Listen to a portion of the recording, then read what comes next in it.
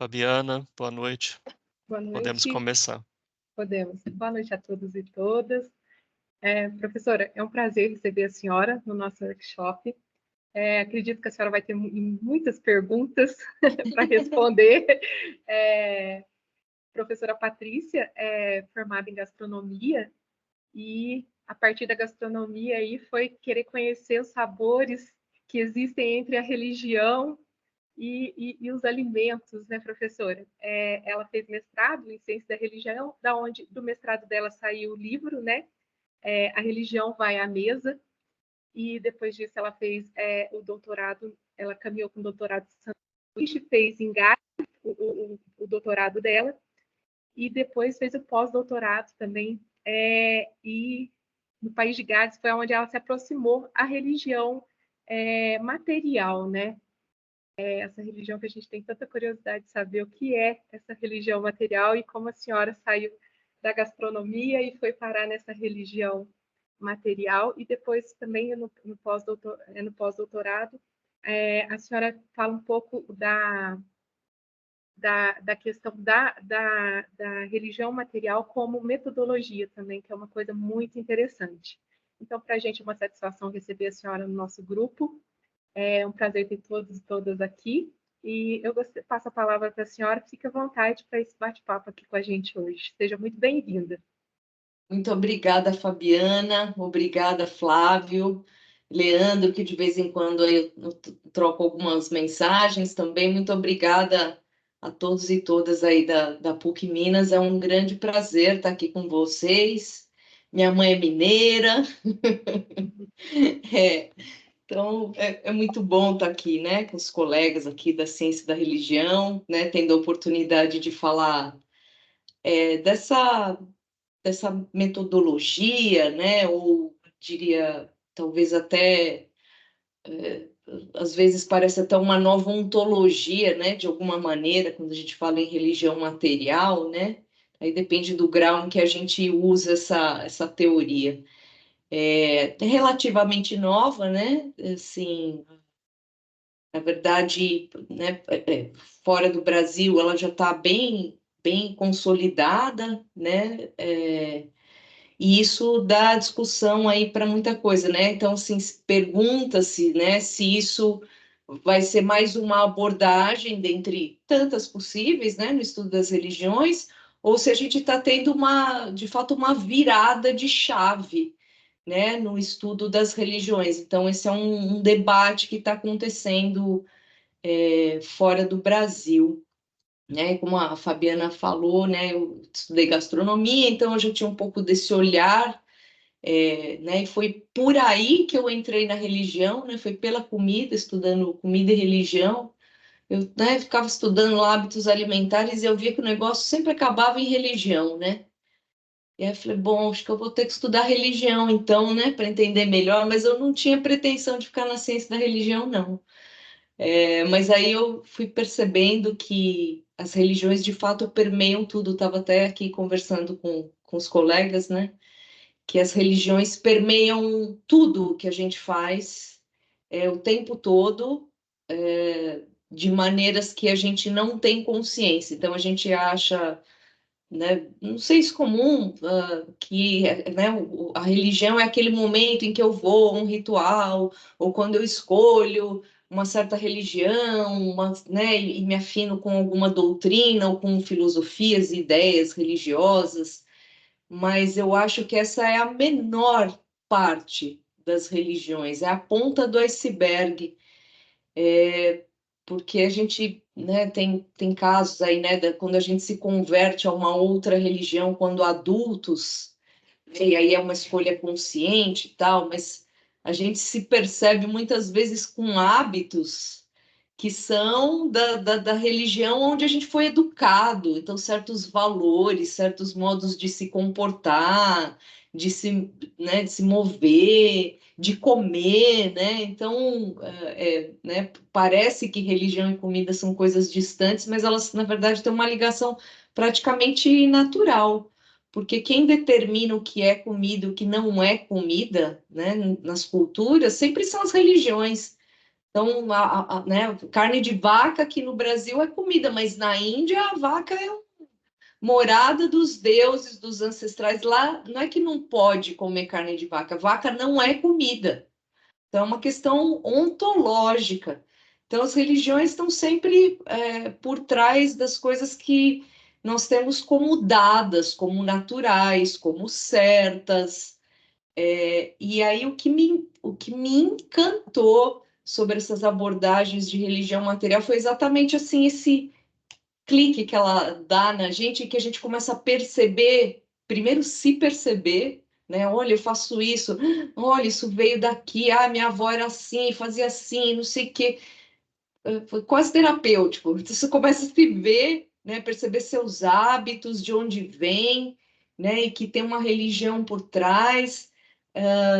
Então, eu gostei, foi o que eu mais gostei, né? E aí até a Fabiana falou, né? No país de Gales, foi onde eu fiz parte do meu doutorado, e o Reino Unido, né? Mais especificamente a Inglaterra, é o berço, né? Dessa história de religião material. E que, né, começa entre arqueólogos e antropólogos. Então, se a gente pensar bem, né, o que um arqueólogo faz? Ele reconstitui modos de vida a partir de objetos. Então, eles vão, né, lá encontrando evidências materiais, né, ou seja, cultura material, e vão, né, desenhando. Olha, eles viviam assim, comiam assado, não sei o quê, não sei o quê, não sei o quê. E o antropólogo, né, também, né, a grande maioria faz trabalho de campo, então está acostumado a lidar com a cultura material e né, pensar significados a partir de como as pessoas vivem, né? Então, e aí, claro, né, pegando esse tipo de conhecimento aplicado à religião, isso deu origem à chamada religião material. Uma coisa que tem me incomodado bastante, assim, né? Na verdade, sempre me incomodou, mas agora acho que eu estou mais madura nessa abordagem, então eu tenho olhado com mais carinho para isso, né? Que eu falava assim, mas, gente, no Brasil, a gente tem tanta coisa, né, de materialidade, tantas religiões que vêm de tradições orais. E mesmo quando a gente pega tradições, né, escritas no Brasil, o cristianismo, a gente ainda tem muito desse vestígio material, né? Nós temos aqui, acho que todo mundo conhece algum caso, se é que não pratica, né?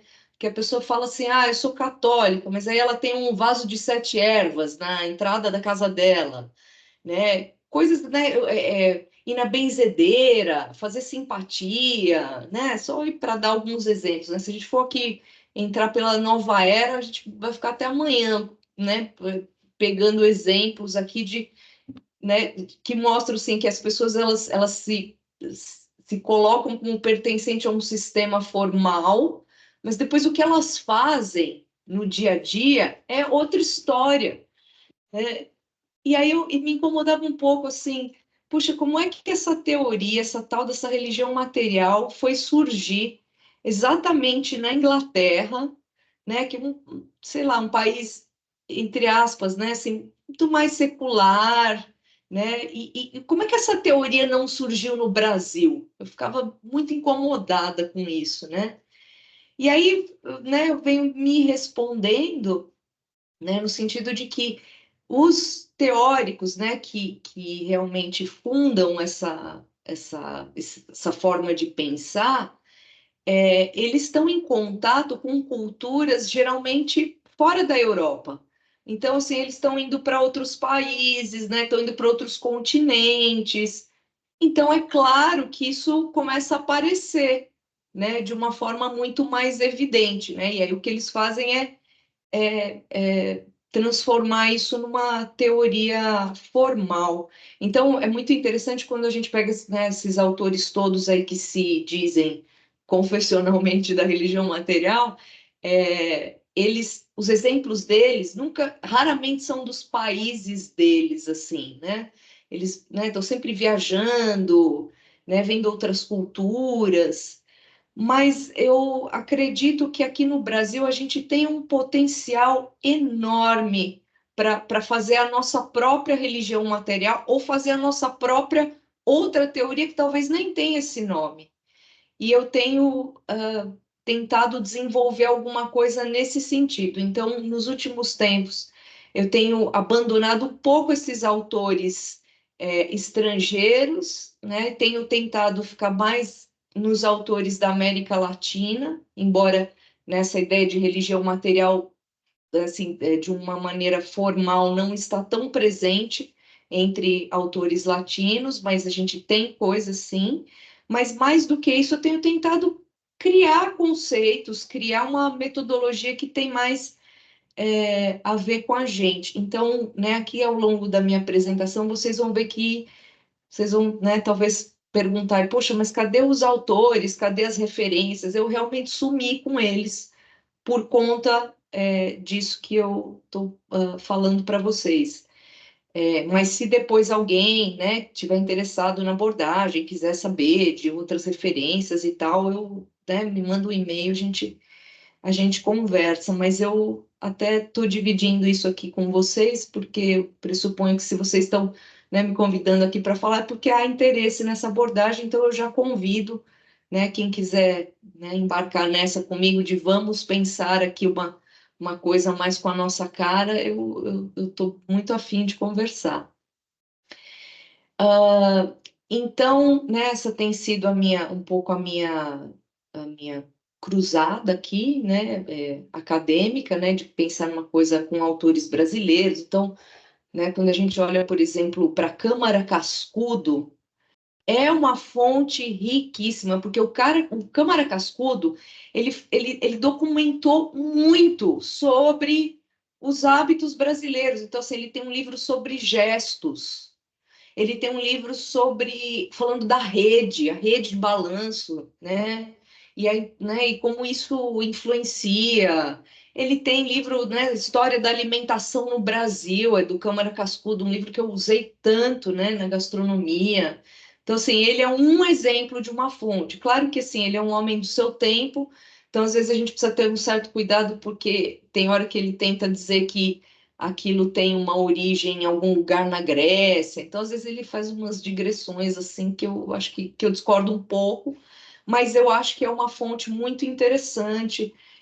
A Maria Antonieta Antonati, né, daqui da PUC de São Paulo, historiadora, né, Memórias Ancoradas em Corpos Negros, então ela vai falar sobre o corpo, sobre tudo que, né, ficou de saberes, né, no corpo, né, do negro que foi africanizado, que não veio por escrito, mas ficou no corpo, ficou num saber fazer, né? Então, esse é outro livro interessante. E tem um monte de autores brasileiros, o próprio Sérgio Buarque de Holanda, quando ele fala lá do homem cordial, né? Então, ele vai falar de um jeito de ser do brasileiro, que eu acho bem interessante, também pode ser usado. Então, mesmo que a gente não encontre, né, autores falando em religião material, mas eu acho que a gente tem muito material para fazer algo que seja referenciado no próprio Brasil. Claro que a gente não pode desconsiderar aqui o trabalho que antropólogos, né, contemporâneos têm feito. Então, né, o Rodrigo Toniol, a Renata Menezes, e que aí oficialmente, né, eles olham para materialidades religiosas. Eu só a única questão, né, embora eu considere muito o trabalho desses antropólogos, às vezes eu noto que da antropologia, né, vem aquela divisão de patrimônio material e imaterial. E eu acho que essa divisão não ajuda a gente na ciência da religião, muito pelo contrário, ela atrapalha, porque aí fica uma preocupação em classificar o que é material, o que é imaterial, quando, na verdade, né, esses teóricos da religião material, né, eles estão dizendo exatamente isso, olha, não tem uma separação, né, de material e imaterial, as coisas acabam acontecendo juntas. Então, se a gente ficar olhando muito para essa coisa do patrimônio material, patrimônio imaterial e tal, isso dá uma confusão. Então, eu acho que é o único, vamos dizer assim, o único pecado da antropologia, né, quando lida com, né, com pesquisas a partir das materialidades religiosas, mas acho que tem trabalhos valiosíssimos, né? Tem um livro chamado A Alma das Coisas, que é organizado pelo José Reginaldo Gonçalves, é muito bacana. Então, nós temos muita coisa. E, claro, acho que podemos criar categorias, criar a nossa própria teoria, né? Então, algum dia alguém criou, né, a tal da religião material, né? Vários autores, né? Por que nós não podemos criar uma teoria, né? Por que a gente fica sempre, né, buscando o que está fora, né? Então, eu queria só colocar isso para vocês, né, para vocês entenderem, né, a ausência dos autores e o que eu estou pensando, mais ou menos aí. Então, eu vou compartilhar com vocês aqui, os meus slides, que eu vou trabalhar com imagens, então acho que vale a pena compartilhar.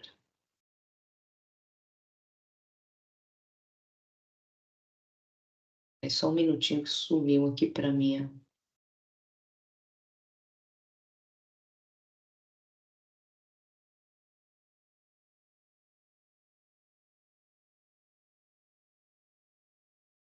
Vocês estão me vendo, né? Sim. Tá, é só sumiu a... Aqui, achei.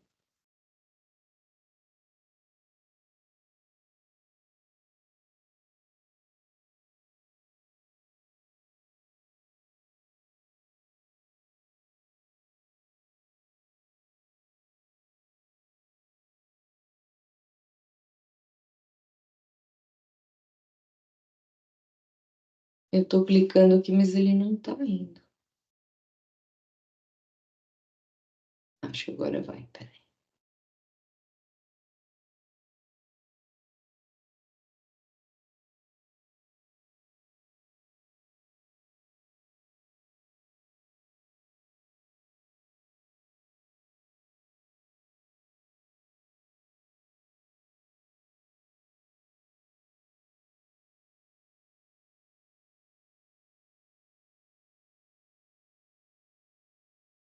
Vocês estão vendo o slide?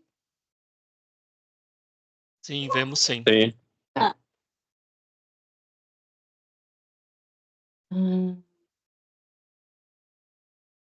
Então, né, a gente fala hoje aqui, né,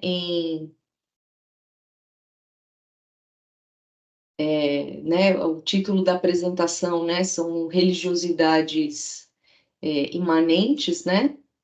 Então, é isso porque tem dia que eu fico pensando sobre o nome religião material, porque é um nome que, né, embora já esteja ficando mais conhecido, às vezes é um nome que ainda suscita problemas, porque a princípio, né, sem conhecer a teoria, as pessoas entendem assim, elas pressupõem que religião material ou é alguma coisa de religião ligada a dinheiro, uma religião que é materialista, num sentido, né, muito negativo da palavra, né, ou então elas vêm exatamente assim, olha, uma teoria que vai reduzir as religiões a algo meramente material, né, e que foge aqui do que é a proposta da ciência da religião, né? Então, às vezes, né, ou talvez isso seja uma coisa que com o tempo, né, conforme as pessoas vão conhecendo a teoria, isso, né, esse mal-estar em relação ao nome pode ser que desapareça, né? Ou talvez a gente tenha que pensar num outro nome, né? Mas eu queria lembrar aqui só, né, que a gente aprendeu, por uma série de processos históricos, a pensar que religião é algo sempre transcendente, né? Que é sempre algo do além, que é abstrato, que é privado, que é interior, né? Que é uma questão de crença. Então, isso, né, para qualquer pessoa que a gente perguntar, né, andando na rua, ela vai ter alguma ideia desse tipo. Só que é uma ilusão, né? Porque a gente vai ver aqui que as religiões sempre têm formas materiais e que ela não se separa da materialidade. Mas se a gente pensar aqui, né, num passado aí pré-cristão e pré-budista, pensando no Oriente, né, as religiões elas eram extremamente imanentes, né? Então a gente tinha lá as divindades que eram ligadas por exemplo, produtos agrícolas, né? Então, deuses do milho, a deusa do trigo, deus do arroz, né? Deuses e deusas da fertilidade, do mar, da montanha, da terra. Então, assim, os deuses eram sempre de aspectos imanentes, né? E aí tinha, os deuses eram, né? Eu estou, claro, fazendo uma generalização aqui, mas essa estrutura dessas religiões antigas são muito parecidas em muitos lugares, né? E aí a forma de culto, né, desses deuses era sempre um sacrifício, porque esses deuses eram entendidos como os verdadeiros donos da terra, então era necessário restituir esses deuses e deusas, né, a partir de oferendas e de sacrifícios. Haviam imagens, né, muitas vezes, desses deuses, mais ou menos elaboradas. Essas imagens recebiam as oferendas, recebiam libações, eram tocadas, né, e não eram vistas como representações, né, elas eram pedaços desses deuses, vamos dizer assim, que é uma concepção diferente do que a gente tem hoje, né, depois da modernidade, que em muitas religiões a gente olha as imagens como símbolo, como representação, mas nessas épocas, né, aquela imagem era algo concreto, de fato, era uma parte desse Deus, ou uma representação, assim, quase como se fosse um embaixador, né? Tem um autor chamado Alfred Gell que fala isso, né? Das imagens representando como se fossem embaixadores. Então, é uma parte do Deus naquele lugar, né? Então, não é só símbolo, né? Então, por isso que aquela estátua tem que ser banhada. E, se a gente olhar bem, ainda tem muitas religiões que têm essa concepção. O candomblé é uma delas, né? Então, quando a gente olha lá um assentamento de um orixá, aquilo não é é um símbolo do orixá, uma representação. Não, aquilo é uma parte do orixá. Então, isso tem que ser levado em consideração quando se estuda, né, as religiões de matriz africana, porque é um outro jeito de perceber os objetos, né? O que a gente chama de objeto, né? Esses objetos muitas vezes são vivos, né? Então é importante considerar isso, né? Para a gente não estudar uma religião de matriz africana com uma lente que a gente traz aqui no nosso, que está aqui rodando no nosso programa automático, né? Que é uma religião que olha as coisas como símbolos, né? Então, as religiões eram imanentes, né? Depois, a gente vai ter uma grande mudança no mundo, né? Principalmente devido a tecnologias, então, uma melhora nas tecnologias agrícolas, faz, né? Claro que isso é um processo complexo que eu estou resumindo aqui, mas, no geral, né, tem um avanço na tecnologia agrícola, o que muda os modos de produção, então vai, né, produzir excedente, vai ter troca, aí começa todo um processo de urbanização, e claro que as religiões começam a mudar também, né? Eu estou pensando aqui, né, se alguém quiser referência, um pouco naquela era axial do Karl Jaspers, né, onde ele fala assim que vai ter uma mudança em várias religiões do mundo, entre aspas, ao mesmo tempo, aí num intervalo de uns 800 anos, mais ou menos, o que é um período curto, né, considerando a história da humanidade. Mas é nessa época que a gente começa a ter as religiões um pouco se tornando mais transcendentes, começam a surgir os textos, né, sagrados antigos.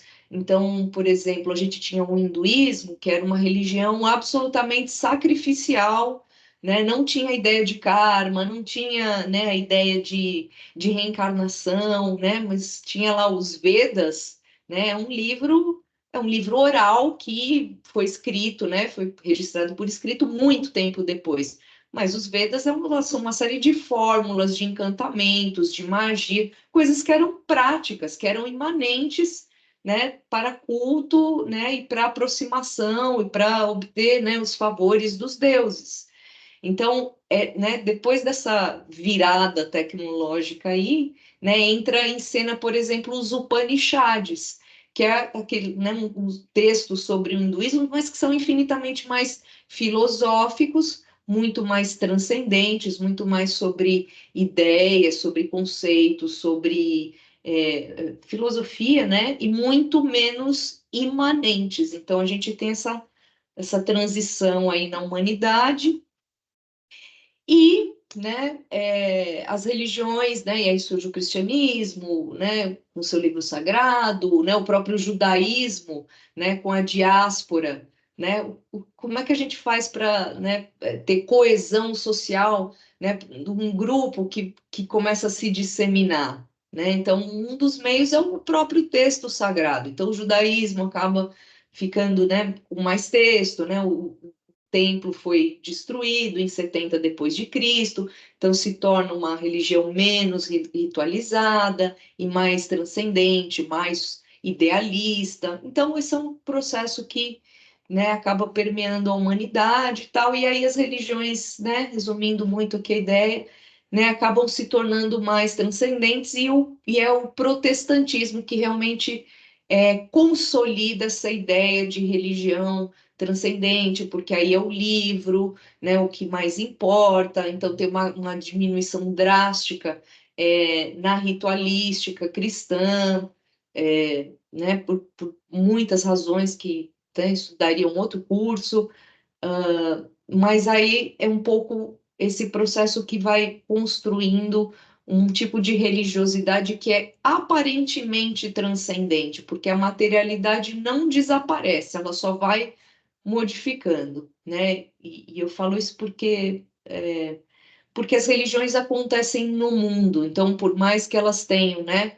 essa parte transcendente, né, e eu já quero esclarecer que, né, quando a gente fala em religião material, a gente continua considerando tudo que há de transcendente, né? Eu estou pensando aqui fenomenologicamente, mas existe a parte material que anda junto. Então, mais ou menos, alguns autores vão falar da década de 60 para cá, outros vão falar da década de 80, né? Começam, né, autores em várias áreas, na sociologia, na antropologia, nos estudos de religião, na história, começam a prestar de novo atenção nessas questões mais materiais e a trazer isso para os estudos de ciências humanas, né? E aí, então, hoje, né, muitos autores vão dizer que está havendo uma virada material ou virada sensorial nas humanidades, né, nas ciências humanas. Né? Os antropólogos discordam, né? Muitos antropólogos discordam, eles acham que, como eles sempre trabalharam, né, com campo, com coisas mais concretas, eles acham que não, né? E outros autores acham que sim. Eu, particularmente, na ciência da religião, acho que sim, porque a ciência da religião tem essa herança, né, da filologia, do texto, né, da teologia. Então, a gente realmente vem de um lugar que é muito mais da transcendência e do texto do que de olhar para essa parte material. Então, na ciência da religião, eu acho que falar em virada material ou virada sensorial faz sentido. Virada material, né, são os autores que vão falar muito sobre espacialidade, sobre objetos, então são aqueles que vão concentrar os estudos nas coisas, né? E virada sensorial são os autores que vão falar assim, tá bom, tem as coisas concretas, mas para que eu lide e interaja com as coisas concretas, tem o corpo. E né, são os sentidos presentes no corpo que vão, né, ser modelados e que vão interagir com as coisas materiais. Então, eles dão uma ênfase maior na questão dos sentidos, então, por isso, virada sensorial, mas particularmente eu acho que essas coisas andam juntas, né? As coisas só podem ser percebidas pelos sentidos, então uma coisa precisa da outra. Então eu acho que virada material e virada sensorial fazem sentido. E por que dessa história de por que se começou a prestar mais atenção de novo nas questões materiais? Porque aparentemente na humanidade a gente vem vivendo aí alguns desafios que são de ordem material, mas que têm tomado um vulto maior. Então, primeiro, as catástrofes naturais e todas as questões ecológicas, né? Então, não dá para negar que a gente não está sendo desafiado, que a gente está sendo desafiado, né? Por isso, então, olha, né, olha o que está acontecendo no Rio Grande do Sul, né? E aí, como é que as religiões respondem a isso, né? As religiões sempre têm esse papel de trazer explicações, né? As pandemias, né? Então, como a pandemia do Covid-19 que a gente teve, né? Então, quer dizer, são questões que mexem com tudo, são questões materiais muito concretas e que elas são tão relevantes que elas acabam mudando a nossa percepção da realidade. Então, não dá mais para ficar fingindo que isso não provoca mudança, né? E a própria evolução tecnológica, que, claro, acontece aí, né? Sempre acontece ao longo da história, mas agora a gente está vivendo isso numa velocidade muito grande. Então, se a gente pensar que estamos vivendo uma revolução digital, né? Então, assim, em que medida isso vai mexer com as religiões? Então, por exemplo, no Japão já tem lá, em vários templos budistas, sacerdotes robôs. E aí, né? Como é que é isso? Será que a gente vai ter aqui né, na nossa realidade, em algum momento vai ter um padre robô? Vai ter, não sei, né? Mas outro dia eu estava vendo no ano passado, numa feira chamada Expo Católica, né, tem uma empresa que desenvolve softwares para gestão de paróquias. E aí eles têm uma máquina, igual aquelas que a gente vai comprar lanche no McDonald's ou no Burger King, né? Que é para ficar na porta da igreja, que é para as pessoas pagarem o dízimo ali. Então elas vão clicar é a mesma máquina, só que com um software voltado para a religião. Então, né, quer dizer, isso suscita aí várias questões, né? Os avanços na medicina, né? Então, tudo que pode se fazer com o corpo, né? E aqui eu já vou para um exemplo aqui que é muito fácil, né, de entender. Então, o DIU, que é um dispositivo, né, antigo já, né? Uma coisa que tem há muito tempo, mas que, olha só, ainda causa problema, né? Então, aqui nós temos, ó, 2 posts, né, no Instagram. Então, né, tem um aqui que é do Católicas pelo Direito de Decidir, então falando da questão, né, que o DIU é laico, então, né, que a religião não deveria interferir nisso, né, mas por um outro lado a gente tem aqui uma notícia que aconteceu, né, no Hospital São Camilo, né, aqui em São Paulo, né, de que algumas mulheres tentariam, né, ter o DIU colocado no hospital e que os médicos estavam se recusando por entender que o DIU feria princípios cristãos, né? E a gente tem aqui até uma notícia, né? Ó, o juiz diz que DIU afronta a moralidade cristã e rejeita a ação do PSOL contra o Hospital São Camilo, né? E aí, né? Como é que... Então, olha essas questões que são absolutamente concretas e materiais atravessando as religiões, né? O próprio papel das mulheres, né? Né, tem sido tão discutido, sempre foi, né? Mas assim, agora mais do que nunca. Mas em relação a gênero, a gente está assim num outro nível, né, de discussão. Por quê? Com a tecnologia das cirurgias, das mudanças de sexo, né? A gente vai ter que pensar, né? Então, sei lá, um homem trans vai poder ser padre? Eu acho que em algum momento essa pergunta vai aparecer, se é que alguém já não fez, né? É que eu ainda não tive notícia disso, mas alguém em algum momento vai pensar nisso, né?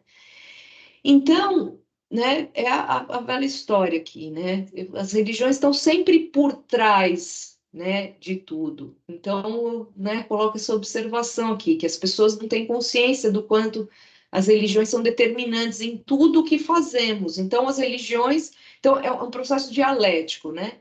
A materialidade afeta as religiões e as religiões também modelam as materialidades. Então, tem sempre esses dois lados, nunca é, né, unilateral. Então, as religiões, né, constroem em nós modos de ser, corporeidades, materialidades, e também são confrontadas, né, por inovações depois, inovações dos fiéis, inovações seculares, né?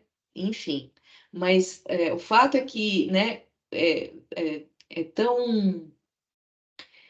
isso está tão intrínseco, né, tão implícito, né, essa questão das religiões, que as pessoas muitas vezes elas pensam que estão escolhendo, mas as religiões nas quais elas foram educadas já fizeram isso por elas, né? Elas estão praticamente executando, né, algo que elas aprenderam, né? E principalmente quando a gente é educado numa religião, né, desde pequenininho, isso tem uma força muito grande, né? Então, dificilmente a gente muda, né? Aquilo assume realmente uma conotação de verdadeiro, de correto, né? E, enfim, e aí essas questões materiais todas estão nos confrontando agora, então provavelmente por isso se fale aí em religião material, né?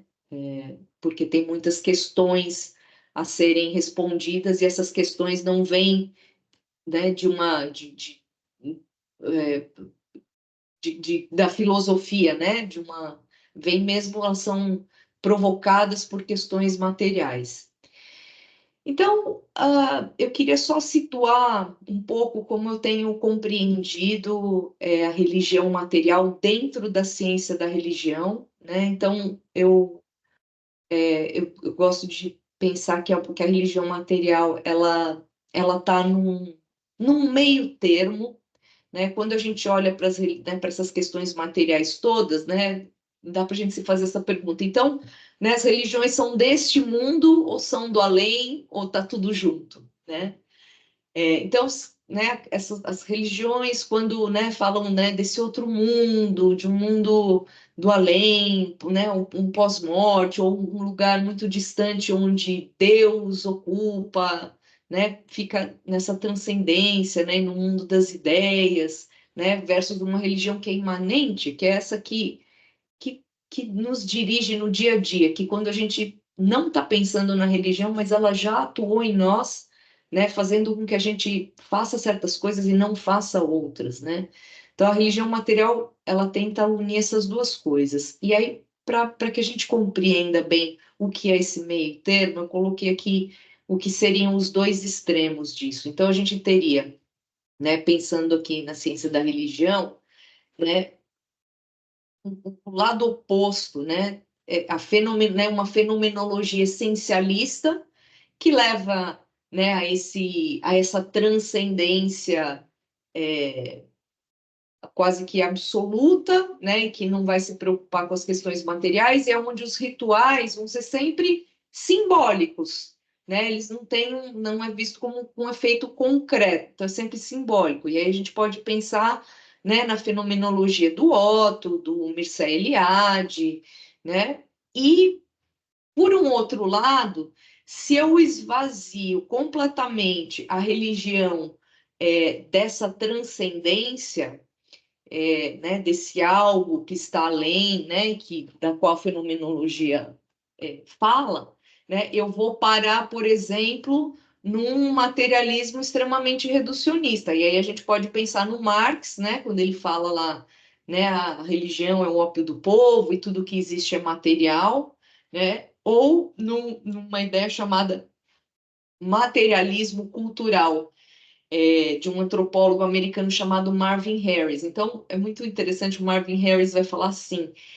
que tudo que há de importante, os rituais, os tabus, nas religiões é sempre explicável por uma função, né, de uma maneira funcionalista, né, ou por uma maneira utilitarista. Então, ele vai dizer assim, por exemplo, que a vaca é sagrada na Índia porque se usa, porque, né, desde a antiguidade, os bovinos têm sido muito importantes como animal de tração, como arado, e se usa tudo do boi, né, também.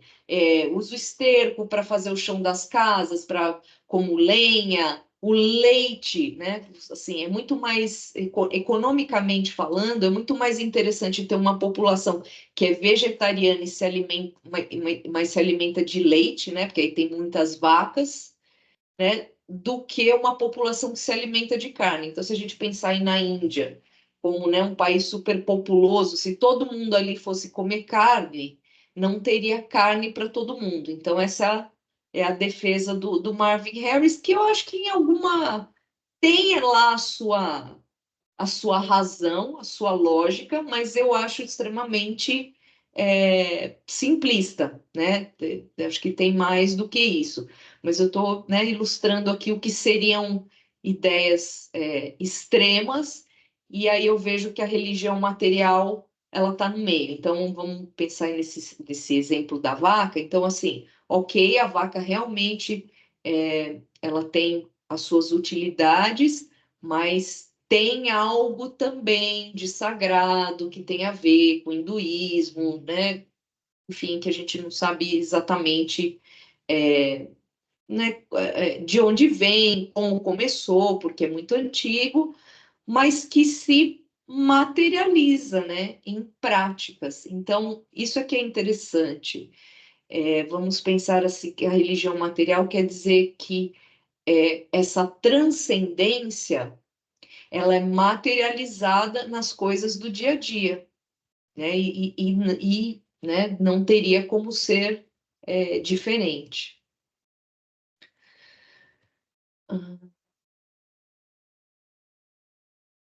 E aí, assim, né, dos autores todos, né, que eu falei para vocês que eu fui eliminando, né, um que eu não eliminei, que eu continuo com ele, é o Manuel Vázquez, né, e por que continuei com o Manuel Vázquez?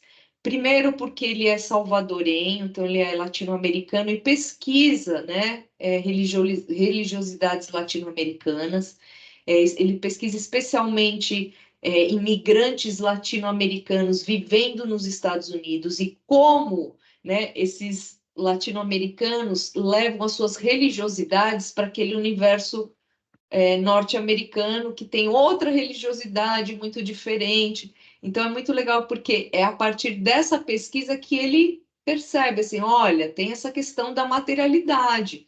Então tem a questão dos objetos, das oferendas. Então assim, ele estudou candomblé também. Então é um autor que é próximo, né, mais próximo da nossa realidade. E ele fez um trabalho maravilhoso nesse livro, né, More Than Belief, porque ele vai, né, propor, né, uma teoria materialista da religião, né, mas sem reduzir, né, ele vai exatamente manter nesse meio termo, né? Então ele vai mostrar que as religiões não existem sem a materialidade, embora elas tenham essa questão da transcendência. E esse livro aqui ele é uma grande referência porque ele vai discutir com todos os autores clássicos da ciência da religião. Então, para nós, eu acho que seria assim, a principal referência, porque tudo que a gente conhece de Weber, de Otto, de Mircea Eliade, então, assim, ele vai dar uma resposta, ele vai argumentar, né, defendendo a teoria materialista em relação a todos esses autores, né? Não é um livro fácil, né? Precisa bastante conhecimento aí, né, nos teóricos da ciência da religião, mas ele é uma referência importante. E aí eu trouxe aqui, né, uma pequena citação dele para vocês, né, só para a gente ver um pouco como é que ele pensa. Então ele fala, né, um estudioso trabalhando dentro de uma estrutura materialista não reducionista, assim começa com o reconhecimento de que os apelos dos praticantes ao sobrenatural, a deuses, né, aos santos ou ao sagrado, têm poderosas consequências materiais para como eles constroem suas identidades, narrativas, práticas e ambientes. Assim, cabe aos estudiosos da religião levar a sério o mundo vivido do ator nativo e explorar as condições biológicas, sociais e históricas que possibilitam as experiências religiosas, bem como os efeitos que essas experiências exercem sobre o eu, a cultura e a natureza. Promovo um tipo de materialismo que, embora reconhecendo as restrições e possibilidades materiais impostas pelo nosso ser no mundo, através de nossos corpos físicos, não reduz todas as experiências e produções culturais à dinâmica do cérebro, os genes ou a biologia evolutiva. Então, eu concordo bastante com o Vasquez, né? Porque ele fala que tem, né? A gente tem esse efeito cognitivo das religiões, né? Isso existe no cérebro, mas não se reduz a isso. Então, acho um autor muito importante. Acho que seria fantástico ter esse livro traduzido para o português. Eu penso nisso. Um outro autor que eu encontrei mais recentemente, né, o Gustavo Morello, que vai trabalhar, né, com aquela ideia já da Meredith Maguire, né, que é a religião vivida, né, mas ele vai trabalhar com a ideia de religião vivida na América Latina, né, e aí ele fala de uma modernidade encantada nesse livro. E eu gostei muito disso porque ele vai dizer assim, que diferente, né, que a gente está sempre, né, engolindo né, as teorias de fora e tal, e aí a gente fica com a impressão que, da mesma forma que né, a Europa passou por um processo de secularização, que a gente fez igual aqui na América Latina. Só que não. Né? Então, ele fala exatamente das religiões encantadas, né, e também, né, da ideia de não de um reencantamento, mas de um encantamento que nunca deixou de existir aqui na América Latina. Então ele vai falar assim, olha, a gente não seguiu esse modelo de secularização europeu.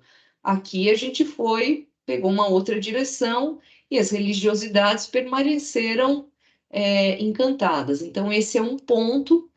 E, né, em termos de religião material, é muito interessante porque ele vai ressaltar a questão da materialidade. Então, ele vai falar assim: olha, aqui a gente é cheio dos objetos, dos rituais, da questão corpórea, do benzimento, do banho, enfim, de todos os procedimentos que a gente faz que são fora da religiosidade, né, oficial. Então, eu peguei aqui também 2 trechinhos do Morello para a gente ver. Então, ele vai falar aqui, né? Os latinos americanos, né, entrevistados, então ele vai trabalhar em diversos países da América Latina, percebem o poder supra-humano presente neste mundo através dos seus sentidos, né? Olha a corporeidade. Não se trata de uma realidade transcendental justaposta a um mundo imanente. Existe apenas uma realidade.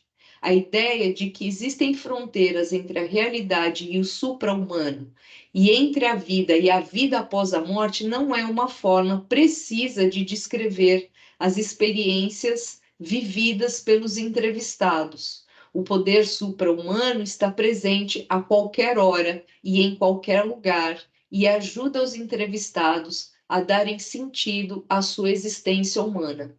Então, né, nas pesquisas que eu realizei até hoje, isso aqui faz muito sentido, né? Então, assim, às vezes tem gente que nem vai a nenhum tipo de templo religioso, seja a religião que for, né? Mas ela tem lá as suas maneiras de vivenciar uma religiosidade no seu dia a dia, né? Às vezes, naquilo que tantas vezes a gente olha como uma superstição, né? É um gesto, é né? Não faço tal coisa, né? Tá aí essa religiosidade latino-americana tão presente no dia a dia, né? A própria ideia morte que a gente tem e um morto, né, e como a gente, né, lida com isso, né, eu acho que é pertinente. E aí ele ainda engata aqui as questões materiais, né? Então, no contexto religioso latino-americano, as práticas, né? Aqui, quando ele fala práticas, ele está se referindo a orações, né? Nesse trecho do texto, né? As orações incluem o corpo inteiro, emoções, objetos, lugares e outras pessoas. Eles não são necessariamente prescritos por instituições religiosas ou percebidos como religioso pela sociedade secular, né? Então, o Morello é um outro que eu acho que valeria também a pena ter traduzido para o português, né? Embora tenha em espanhol aí. Acho que o Vasquez, se eu tivesse que escolher, acho que o Vasquez seria mais urgente. E aí, né, pensando, né, tô aqui, né, explicitando a religião material e tal, né, como é que eu já estou concluindo, tá? Que eu acho que eu estou estourando aí do tempo, né, Fabiana? É, Pode, pode ficar tranquila, professor. Pode finalizar no seu tempo. Então, né, como é que a gente trabalha, né, em religião material, né? Como é que é a metodologia? Eu acho que é plurimetódica, né? Não tem um jeito só, tem muitas maneiras, inclusive eu acho que tem um grande espaço para a gente pensar em metodologias, mas que isso nunca vai ser fechado, nunca vai ser uma metodologia assim rígida, porque é uma teoria nova que está em diálogo com tudo que está acontecendo, com mudanças. Então, acho que vai ter sempre espaço para maneiras diferentes, mas algumas coisas eu percebo que são fundamentais, né? Então, uma delas é a posição do próprio pesquisador. Então, né, lendo, estudando muito sobre a religião material, eu diria que o meu olhar passou a ser treinado. Então, eu percebo muito as religiões em locais não religiosos. Eu acho que eu acabei me especializando nisso. E você acaba prestando atenção naquilo que você vê, né? Então você percebe, nossa, isso aqui está aparecendo aqui, aqui, aqui. Nossa, aqui as pessoas fazem isso, ou olha, essa pessoa faz isso, né, no dia a dia dela. E você começa a perceber também o que não está presente, né? O que normalmente deveria acontecer, mas não acontece, o que normalmente numa situação religiosa padrão, né, de uma determinada confissão e que deveria acontecer, mas que não acontece, né? Então, essa disposição do pesquisador é fundamental. Então, isso eu acredito que é uma das premissas.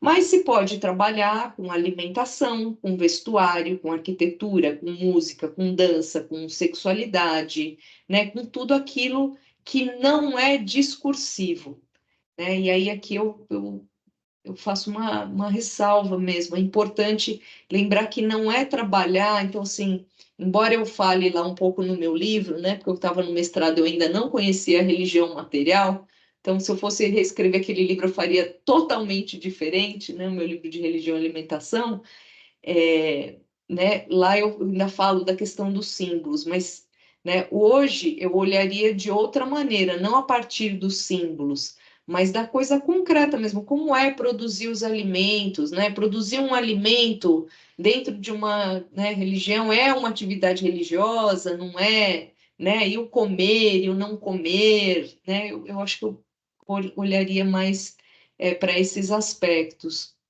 Então, né, esse não discursivo, eu diria também que é uma premissa aí né, da metodologia. Então, você vai procurar aspectos não discursivos, exatamente aqueles que ficam escondidos, que a gente pratica, mas não, né, não tem muita consciência, né? E aí, recentemente, eu tenho pensado nessa expressão aqui, que eu ainda nem publiquei, isso ainda está aqui, eu ainda estou desenvolvendo, né? Eu fiquei pensando em algo como uma espécie de etnografia incidental, né? Então, o que eu quero dizer com isso? Por conta desse olhar, né, mais crítico, mais atento que eu fui desenvolvendo, no meu dia a dia, né, estou, sei lá, pegando o metrô para ir dar aula aqui.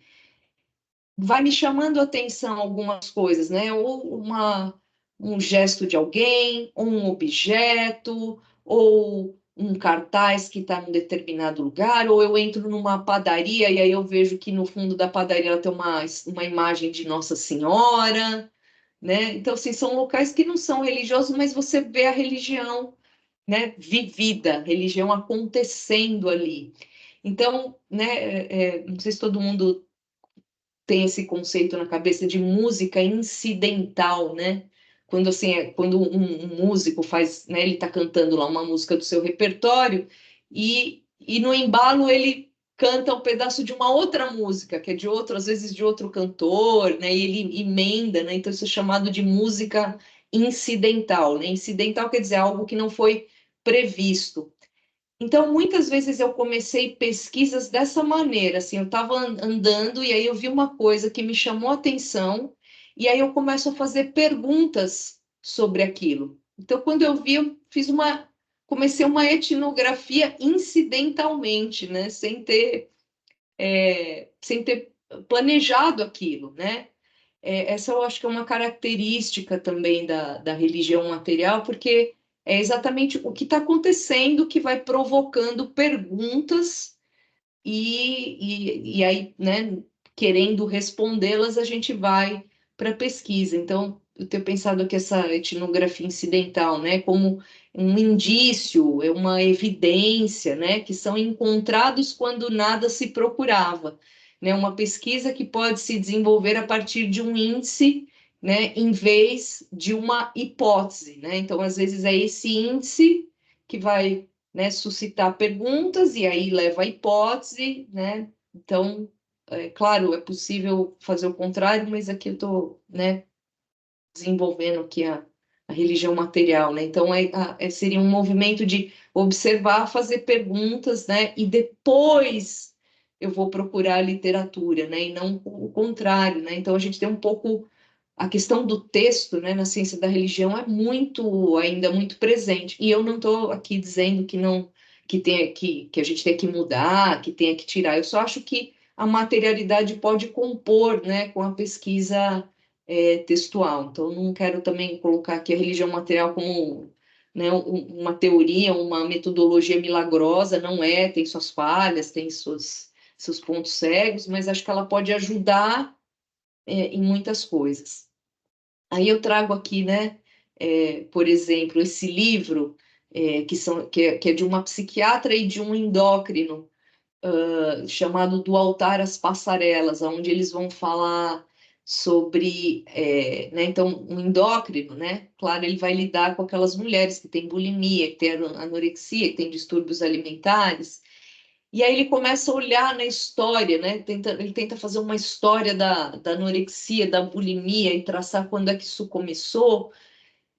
E aí ele vai chegar na história das santas jejuadoras na Europa. Então ele vai falar assim de Santa Clara de Assis, Santa Madalena de Pazzi, de Santa Vilgefortz. Ele vai falar de várias santas e ele vai trazer a história delas como assim, né? Mulheres que, né, dedicaram a sua vida à religião, que elas, né, não foram aquelas que, embora as famílias quisessem que elas casassem, né, elas optaram pela vida religiosa, então seriam mulheres que, nos dias de hoje, seriam independentes, fariam outra coisa, né, não seriam, né, não optariam por casar, ser mãe, etc., né, o que era praticamente o único papel da mulher na Europa da Idade Média, né? Então, elas, né, através de um jejum extremo, de uma ascese extrema, mas extrema, né, elas conseguiam se libertar do casamento, né? Porque elas ficavam magras, esquálidas, caía o cabelo, e aí aquele casamento arranjado pela família era desfeito. E aí elas conseguiam entrar na igreja e elas obtinham destaque na igreja muito por conta da ascese. Não é que elas não tivessem, né, capacidade intelectual, né, inclusive, né, elas têm escritos, né, mas como a mulher, historicamente, ela é um corpo, né, porque assim, os homens, se a gente olhar na história, os homens, eles são um ser que tem um corpo.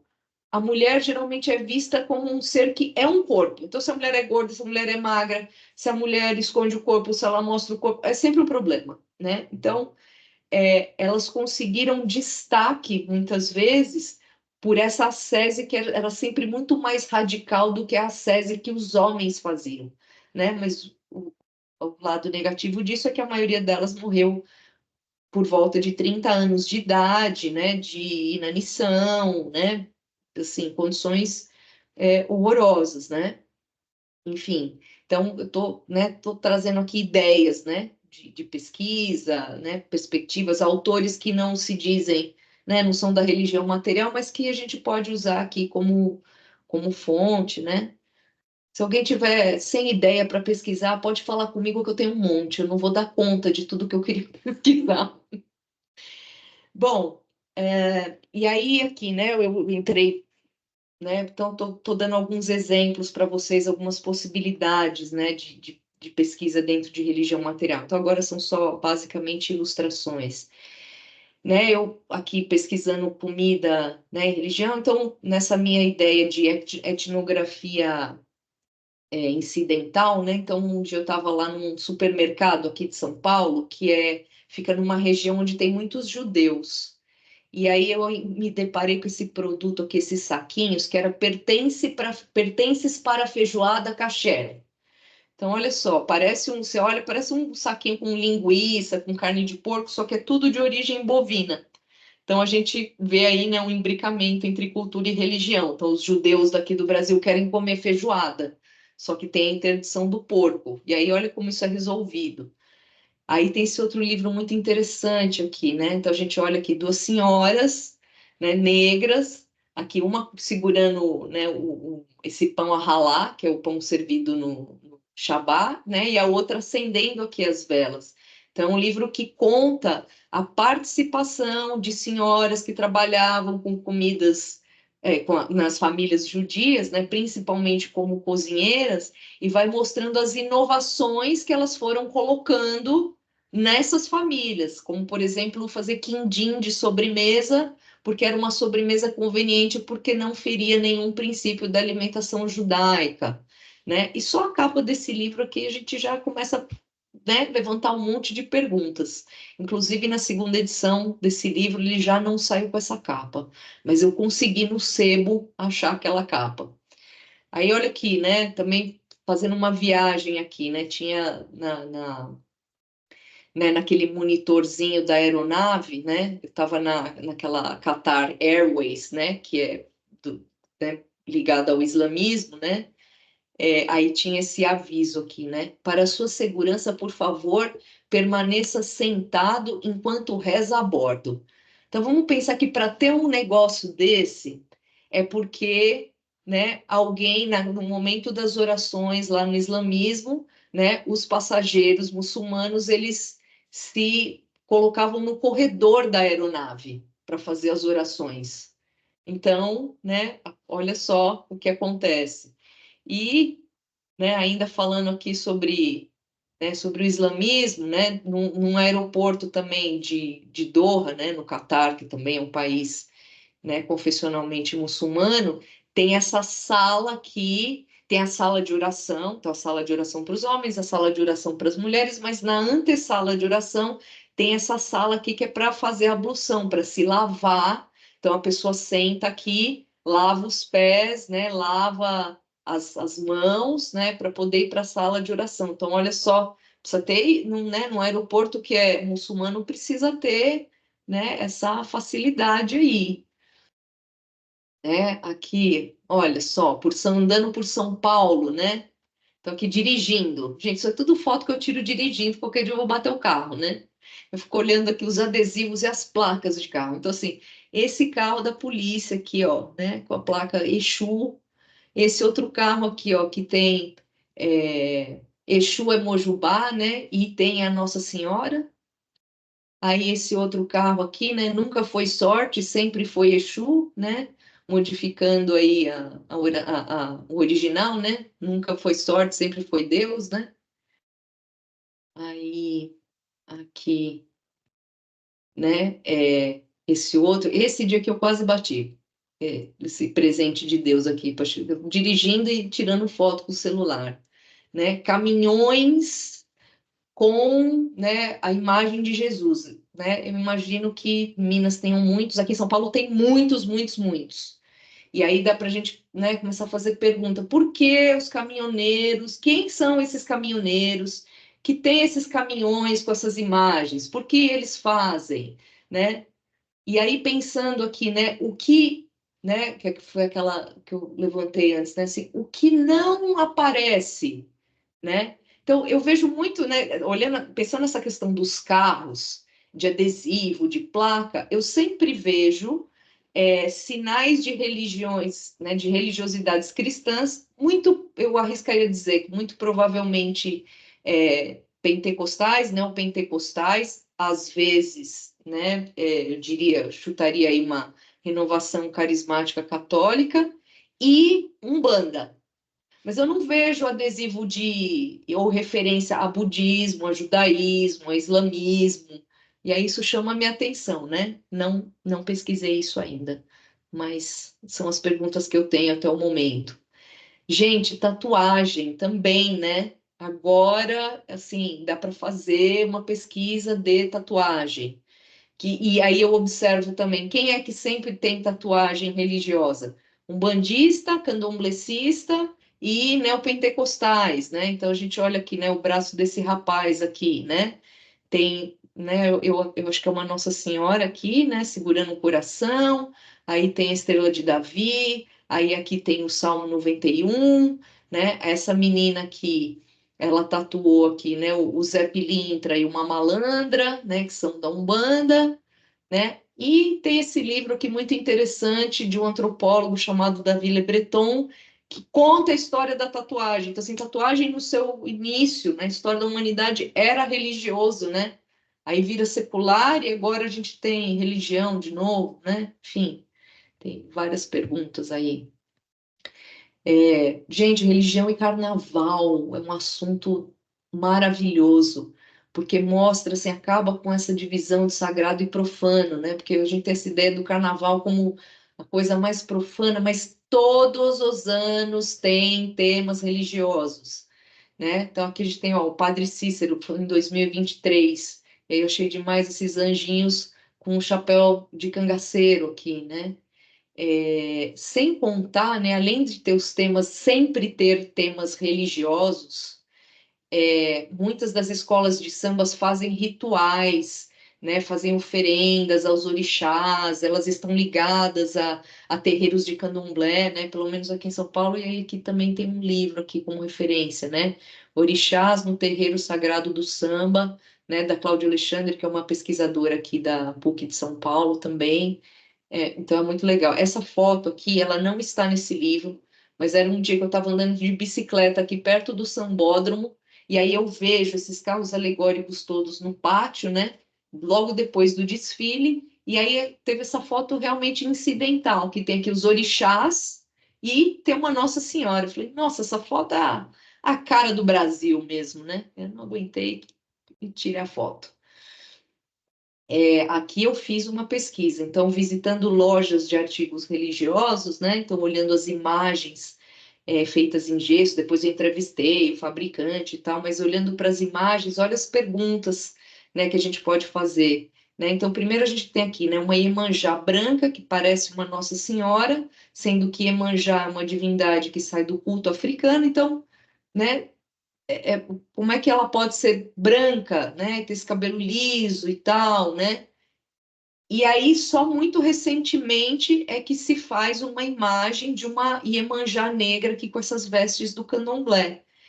e me parece que ela surge exatamente por pressão, né, dos movimentos antirracistas, do movimento negro, né, e da mesma forma a gente tem aqui, né, essas estátuas de pombagiras, essa é uma pombagira chamada Rainha das Sete Encruzilhadas, né, a estátua que está do lado esquerdo é a mais antiga, e aí o dono da fábrica, né, me conta na entrevista que ele começa a receber pedidos de devotos para cobrir os seios das pombagiras, porque elas não são prostitutas, que, né, a mulher, o corpo da mulher não pode ser objetificado, e aí ele atende ao pedido e faz essa nova imagem. Só que tem alguns ubandistas tradicionais que vão falar assim, não, mas a pombagira tem que ter os seios de fora, ela não é prostituta e tal, mas a tradição é essa, não pode mudar a estátua, enfim, aí gera toda uma discussão, então ele tenta fazer uma estátua que atenda os dois públicos, né? Mas isso começa por força aí dos movimentos feministas, né? E aí é importante lembrar que, imagina, né, uma pessoa que se converte a Umbanda, né, ela ver uma imagem ou a outra vai fazer diferença na imagem de Umbanda que ela vai construir, né? Eu escrevi um artigo sobre isso que está no forno, aí tá já está na parte de editoração e que deve estar disponível aí, acho que entre o mês que vem e o outro. Agora eu estou acabando mesmo, tá, Fabiana? A gente tem, né, aqui tem uma rua aqui em São Paulo chamada Conde de Sarzedas, perto da Praça da Sé, que são lojas especializadas em objetos para religiões neopentecostais. Então tem bíblias com todas as capas que a gente puder imaginar, Bíblia da mulher, Bíblia da pastora, com florzinha, cor-de-rosa, não sei o quê, e lojas que a gente entra e fala assim, meu Deus, estou entrando aqui em lojas de produtos judaicos. Só que não, né? São as lojas vendendo objetos que têm origem no judaísmo, mas para uso aí entre neopentecostais. Então, por exemplo, uma das lojas é essa daqui chamada Resgate Gospel, produtos cristãos e judaicos messiânicos, onde eles trazem tudo de Jerusalém, tudo que é judaico e vendem, né, nessa loja, só que você vai lá, só tem, né, neopentecostalista, né? E aqui o último, né, eu achei muito interessante, eu fiz um artigo também sobre isso, né, uma professora de catequese que tem 4 filhos, ela fala, poxa, a catequese era tão chato, então eu resolvi criar brinquedos para educar as crianças, né, que sejam mais divertidos. Então, ela desenvolve esse kit missa. E aí ela tinha um filho de 5 anos, e aí ela me contando, ai, não, e aí eu levo ele na missa e levo o kit missa. Precisa ver que bonitinho, ele faz igual o padre. Então ele pega então vem 4 estolas, né, uma para cada, né, período, e todas essas pecinhas aqui, né, o cálice, a água, enfim, tudo que está no altar, né, a hóstia, o vinho, que é para o menino, né, praticar ali. Então, quer dizer, o menino vai aprender a ser padre antes de saber o que é ser padre, né? Eu achei interessante.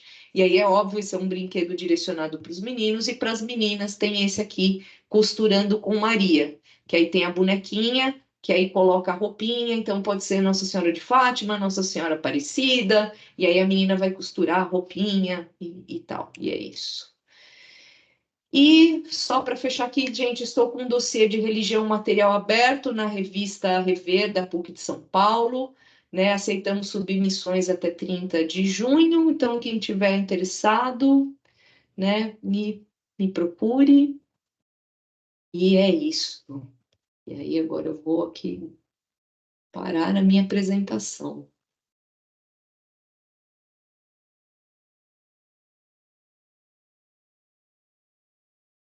Desculpa, gente, eu sei que eu estourei o tempo aí,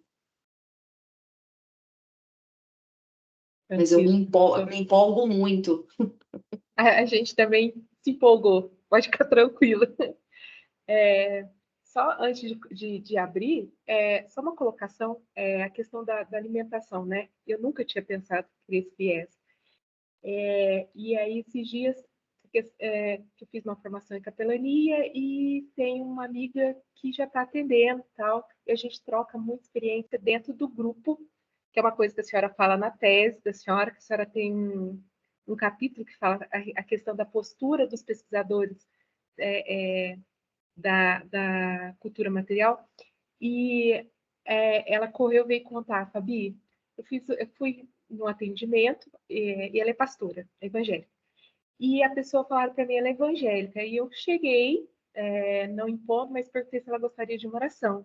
E ela me perguntou se eu era da congregação. Eu falei que não. Ela falou assim, então eu te agradeço, mas se você puder chamar alguém, porque as mulheres da congregação recebem orações de joelho e de véu. Ah, A senhora não, entendeu? olha só. Aí eu fico pensando no contexto agora da questão da saúde, que é a linha que eu vou tentar trabalhar a religião vivida, a religião material na saúde. Eu fico imaginando a alimentação, né? Por exemplo, de uma pessoa que está em cuidados paliativos, mas que às vezes ela não está conseguindo responder por ela, mas nesse viés a preocupação, né? É algo sagrado para ela. Então, Exato.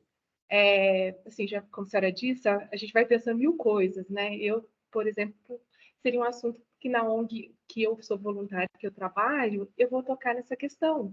Porque todas saem da quimioterapia e passam para comer o macarrão. Mas alguém já se atentou à questão religiosa? Como eu não tinha, que tenho contato com a questão da ciência da religião, de estudar as religiões, não tinha, eu acredito que as nutricionistas também não têm. Quer dizer, não todas. Aí o Flávio fala que está dando aula que usou a sua dissertação de mestrado, seu livro na nutrição. É super importante, né? Assim, tá vendo como que é uma coisa, às vezes a pessoa não está conseguindo se manifestar, mas é algo de sagrado para ela, né? É fundamental, né, para a pessoa isso. É muito importante, né? Enfim, eu vou abrir para o pessoal que perguntar, eu também tenho outras questões, porque a senhora fala até a questão de como. Hoje eu e a Júlia estava conversando sobre outro pedacinho que a senhora, da tese da senhora, que você fala das questões orais, e a Júlia estuda as benzedeiras, que é a questão de escrever na primeira pessoa. Ah, é. Aí eu vou deixar e a senhora. Senão só eu tenho um monte de pergunta para a senhora, mas vamos lá. Não precisa me chamar de senhora, não, viu? Tá bom. Gente, pode ficar à vontade. Eu acho que eu não vejo, né, Flávio? Eu acho que aqui no o bate-papo a gente não tem acesso, né? Mas Peço, aí né? a pessoa levantando a mão, aí você consegue identificar. Ok. Então, gente, fica à vontade.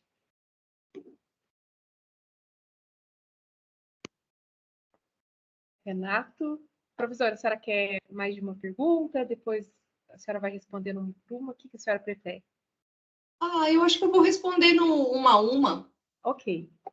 Tranquilo. Assim eu não pulo nada. Tá, joia. Vamos lá, Renato.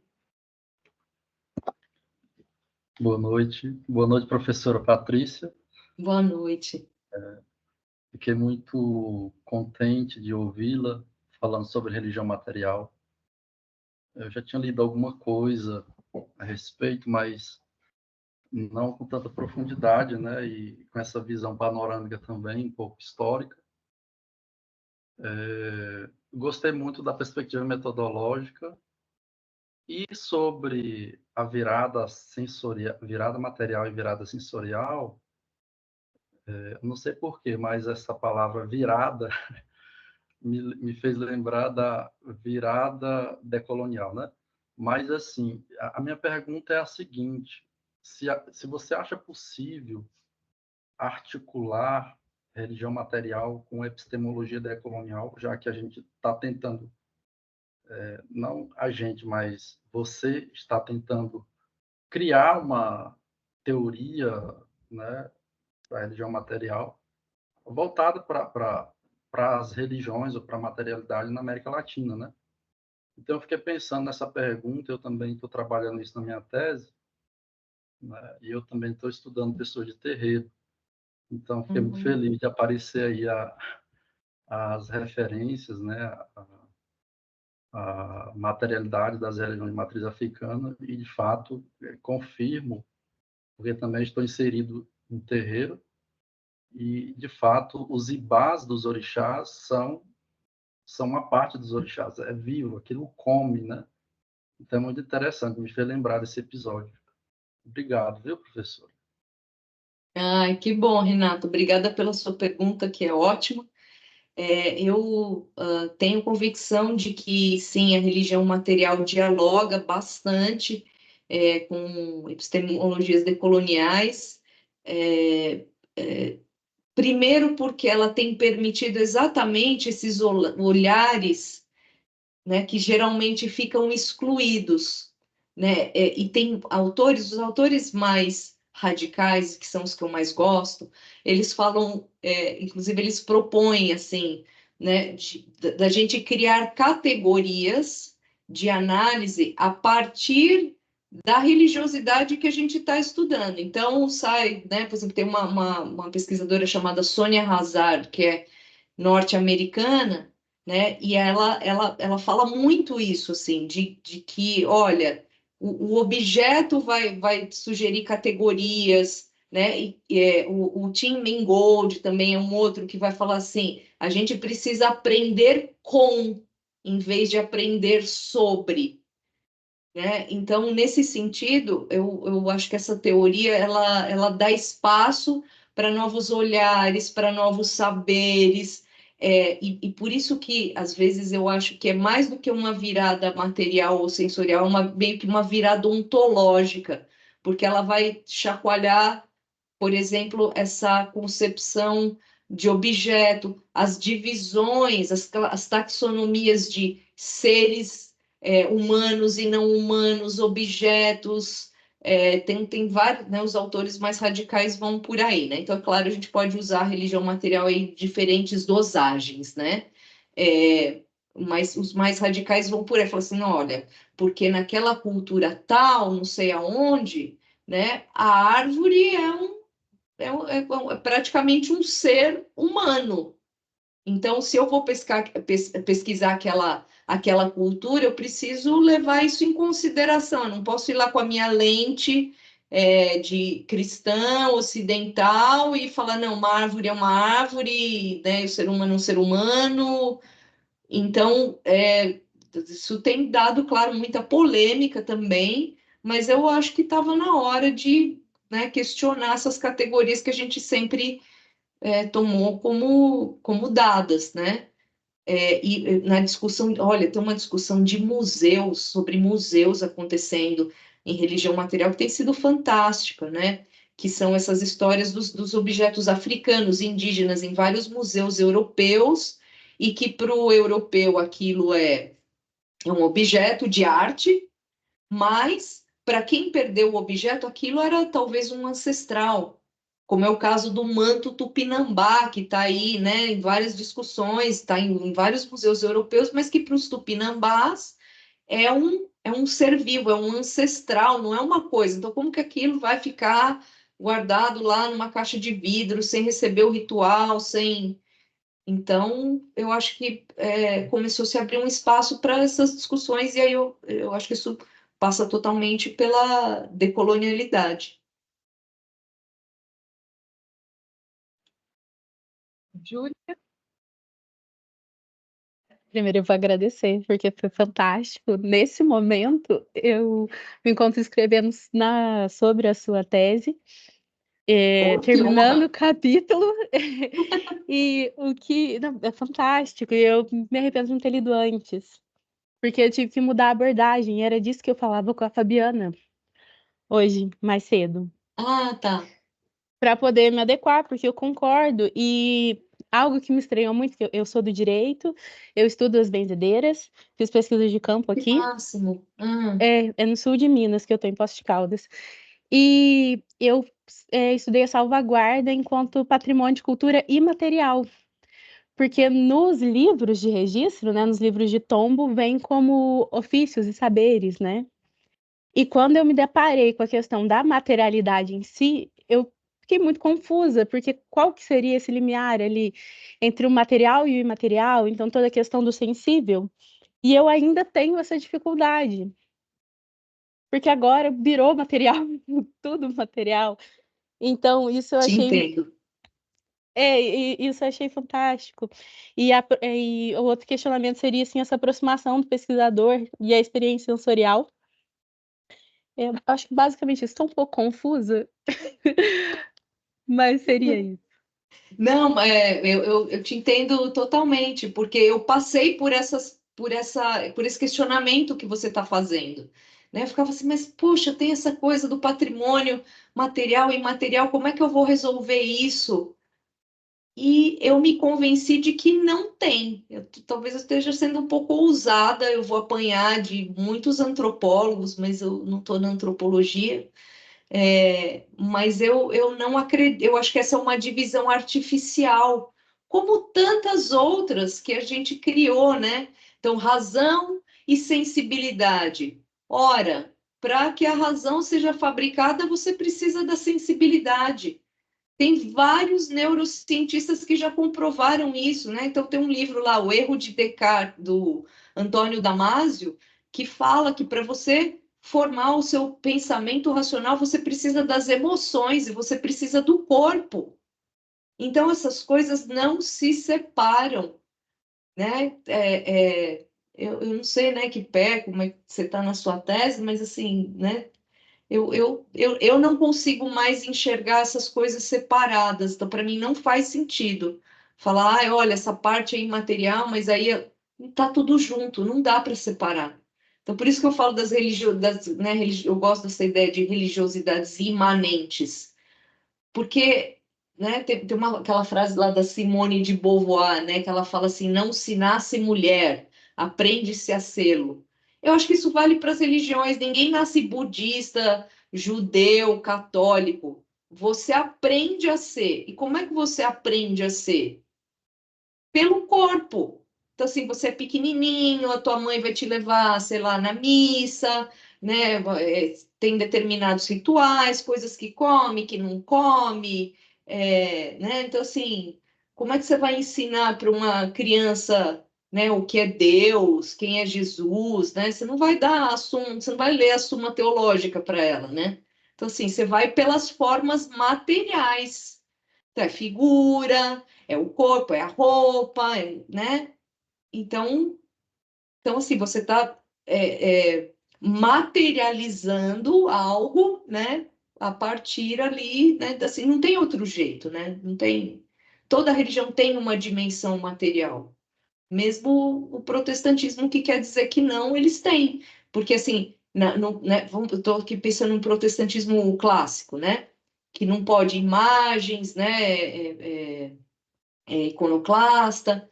Então, assim, não é opcional. Ah, eu posso pôr a imagem ou não na igreja. Não, não pode.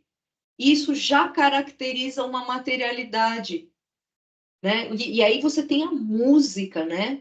Nossa, os hinos, né? Então, assim, tem a sua materialidade também, né? Que é expressa de uma outra forma. Então, assim, eu não consigo ver como separar. E a benzedeira, e que bom que você está fazendo esse trabalho, porque, né, as benzedeiras estão acabando, né? Então precisa minimamente deixar registrado, e quem sabe alguém, né, retome, queira, se interesse, né, por esse conhecimento de novo. Mas elas trabalham lá com as ervas, e tem os altares, e ali não tem sagrado e profano, ali não tem material e imaterial, né? Tá tudo junto. Eu não sei se eu ajudei, se eu piorei. Não, ajudou muito.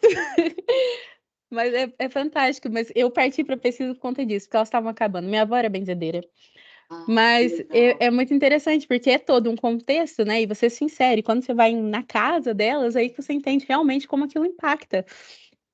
O sensorial mesmo. Eu achei fantástico. Não, Muito obrigada. e legal você falando isso, né? A casa da benzedeira, né? Eu não sei como é que era a casa da sua avó, mas assim, de criança, minha mãe me levava muito numa benzedeira que tinha aqui perto, eu vivia tendo um pesadelo, não sei o quê.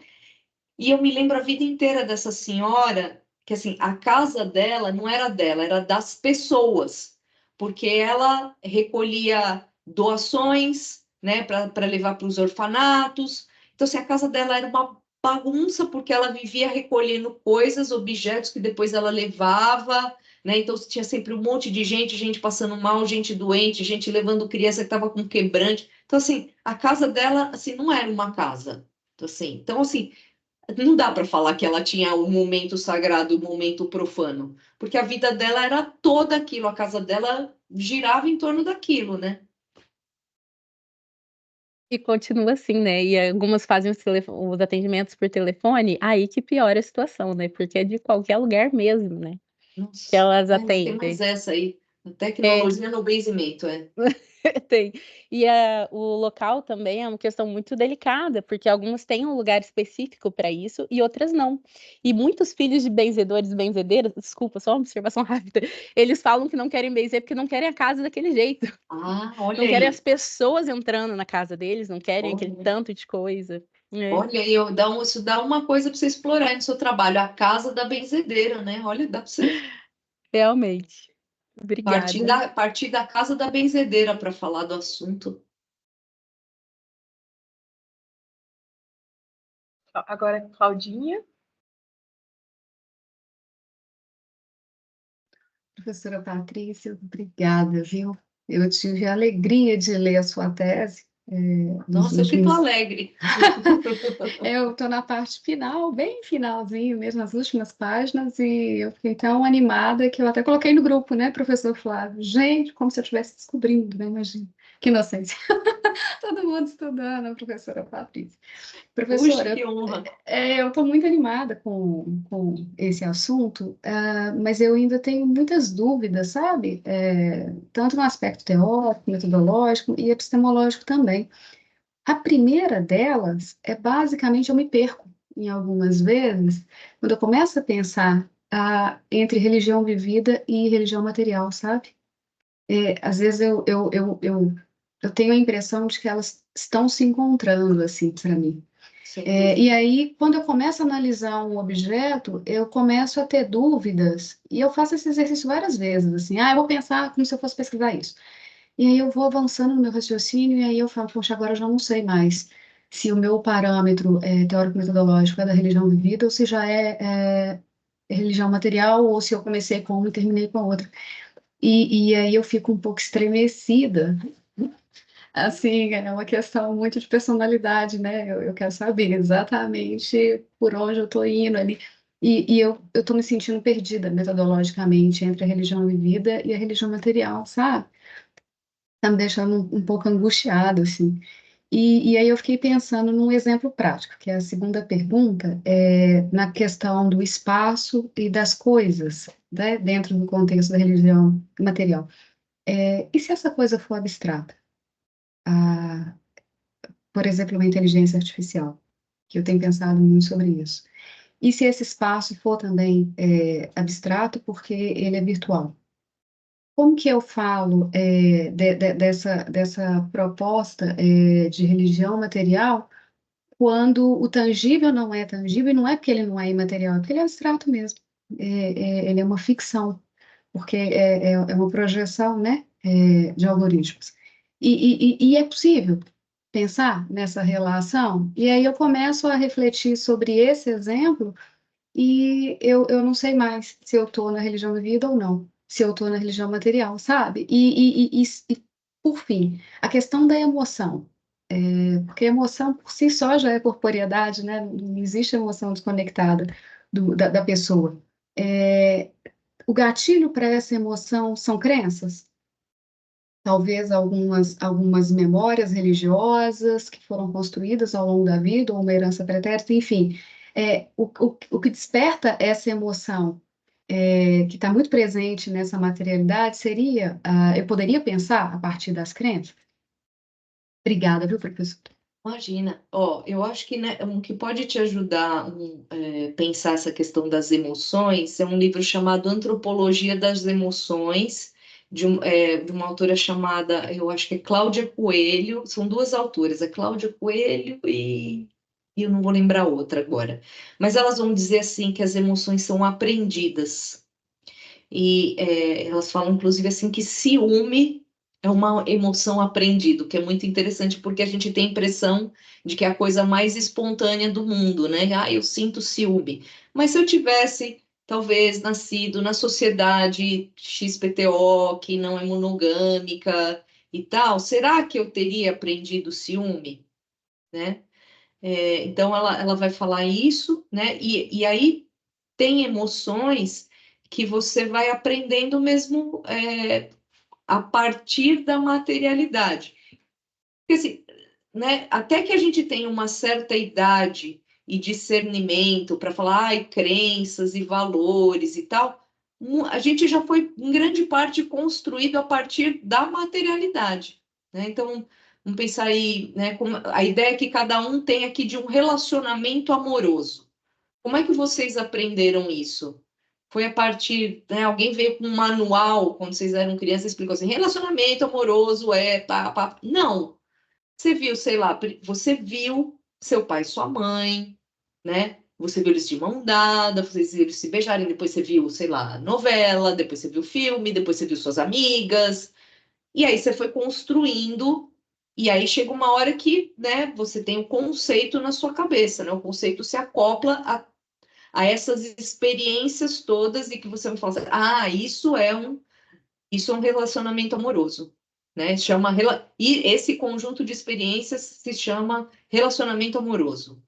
Então, a gente aprende muito dessa forma, mas a gente, né? Depois que a gente se torna adulto, a gente acha que só aprende por conceito, mas você continua aprendendo pelo corpo também. Então, essa é uma questão, acho que é uma né, sobre a emoção. Aí você falou, né, que você se confunde um pouco na questão da religião material e religião vivida.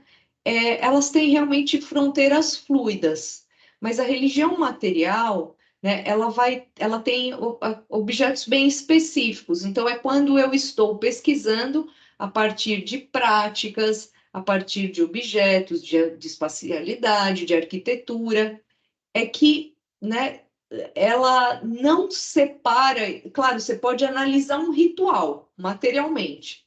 Então, você pode escolher lá a religião tal e um ritual e falar, bom, eu vou ver os aspectos materiais desse ritual. Mas por que a religião material acaba se preocupando muito com o que as pessoas fazem de religioso em ambientes não religiosos ou em momentos não religiosos, acaba aparecendo a religião vivida aí. Então, por isso que você, às vezes, fica confuso. Eu diria que, assim, uma solução seja você explicar isso. Olha, muitas vezes, né, o cotidiano é cheio de aspectos materiais religiosos, então essas coisas se confundem.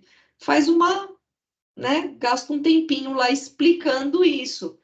E também a religião material, né, isso que assim, né, isso que a gente está chamando aqui de religião material, são muitos autores, tem divergências, né, que eu coloquei aqui a minha visão de religião material, né, mas se vocês forem para outros autores, vocês vão encontrar outras coisas, né, então não é uma teoria fechada que você precise ficar assim super preocupada de, olha, mas eu saí da religião vivida e agora a religião material. Elas se misturam um pouco mesmo. Eu não sei se faltou alguma coisa.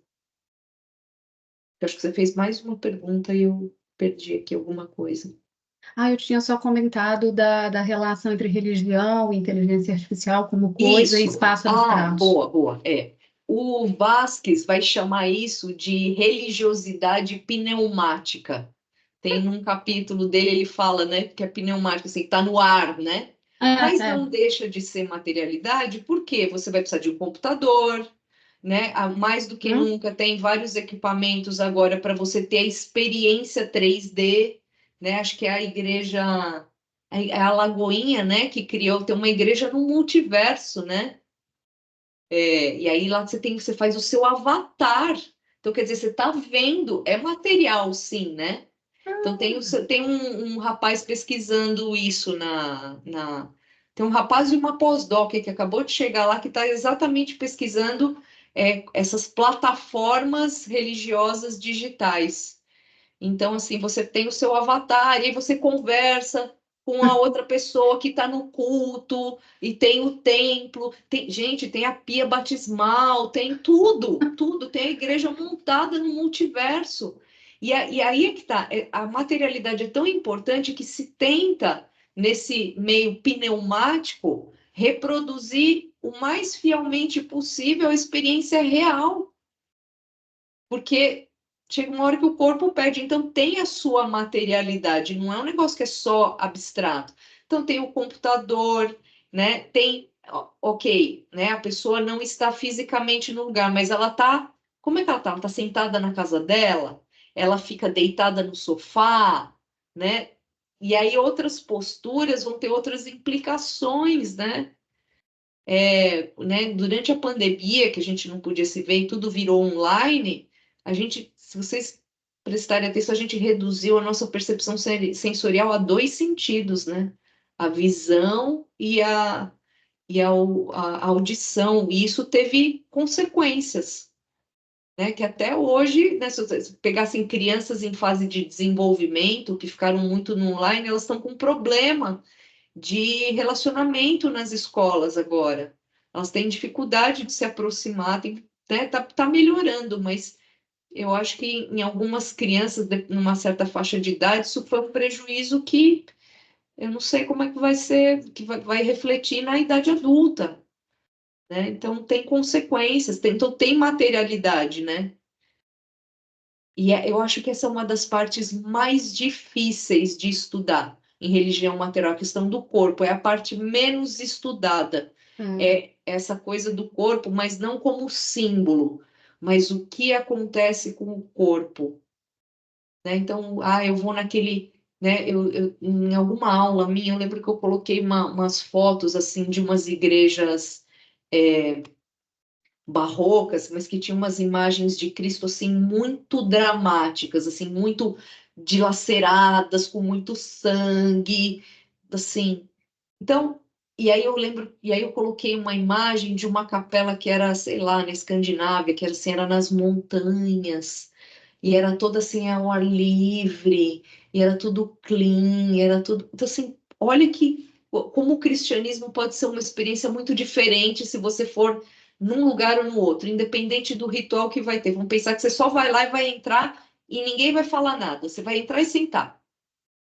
São experiências de cristianismo bem diferentes, né? Só pelo aquele ambiente, né? Então, assim, ok, o cristão ele reconhece lá a cruz, que é um símbolo e tal. Mas qual é a sensação, né? De estar nesse lugar muito dramático e nessa outra capela que é super clean, né? Obrigada, professora, excelente. Imagina. Professora, a senhora consegue responder mais uma perguntinha? Claro, claro. Tem o Flávio e o Leandro logo em seguida. Pode ser? Pode, claro, estou à disposição. Vamos lá, Flávio. Professora Patrícia, boa noite, parabéns pela sua exposição. Enquanto a senhora falava, né, eu fiquei pensando na minha pesquisa de mestrado e de doutorado, que eu trabalhei a questão do rock, né? Trabalhei o rock numa perspectiva cristã, no mestrado, né, com a comunidade Caverna de Adulão aqui em Belo Horizonte, que o rock era o elemento socializador lá. E não é qualquer rock, né? O death metal, o black metal, o rock pesado mesmo, sendo Belo Horizonte o berço dessas bandas, né? De bandas como Sepultura, Sex Trash. E aí eu parti da seguinte premissa, que o rock, a minha hipótese, que o rock seria o elemento socializador ali. E aí eu cheguei lá e percebi que não é mais. Foi lá no início e durante um tempo. Depois passou a não ser mais.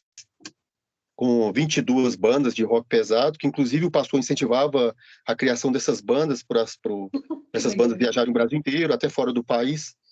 E no doutorado eu fui para uma perspectiva assim, diametralmente contrária, né, no diâmetro, né? Estava de um lado, fui para o lado oposto, que eu fui estudar os roqueiros sem religião em Belo Horizonte, que também são também com as tribos urbanas headbangers, mas um grupo no contexto religioso que tem total aversão à religião, total negação à religião e aversão. E o espectro assim, dos participantes foi interessante, que ali se encontrava católicos, tinha espírita, tinha evangélicos, tinha ateu, tinha sem religião. Então, naquele meio ali, você percebia várias questões.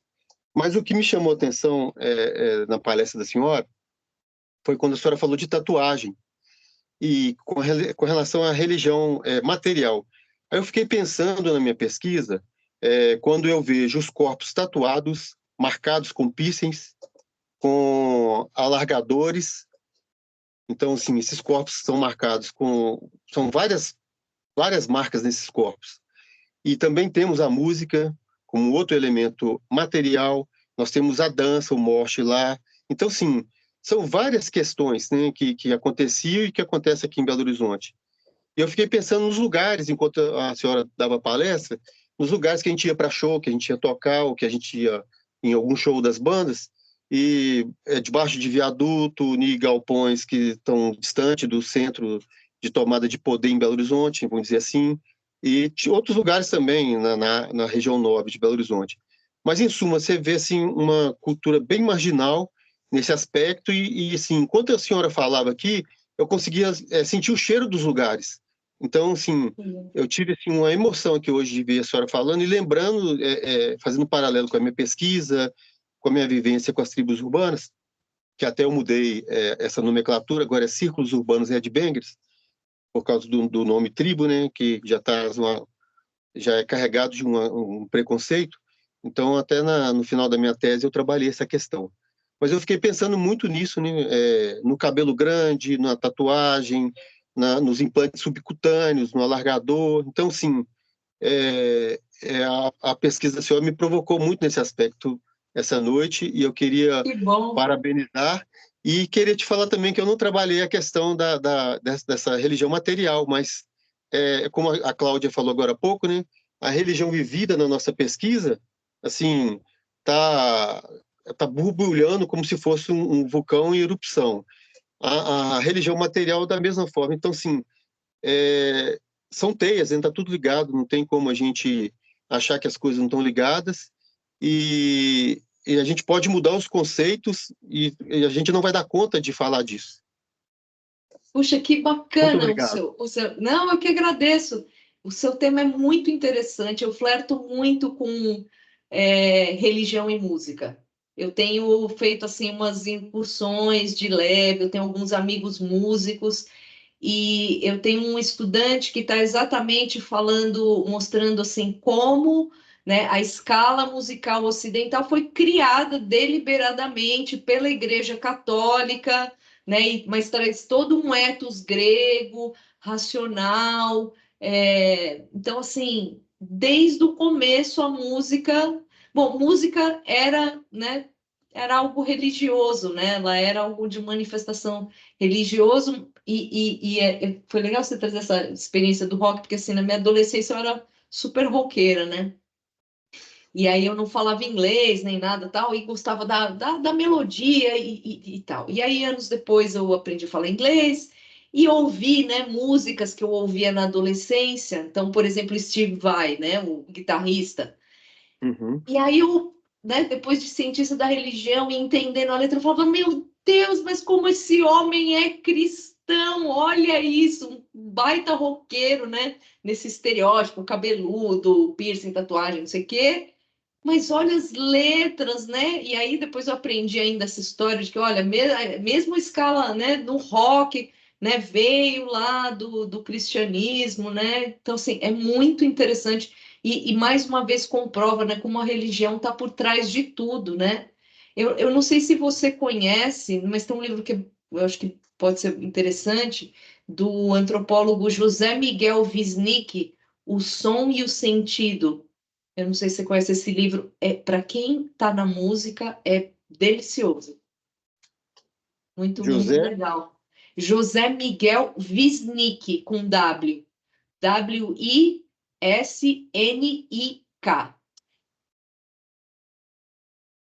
qual que é o nome da obra dele?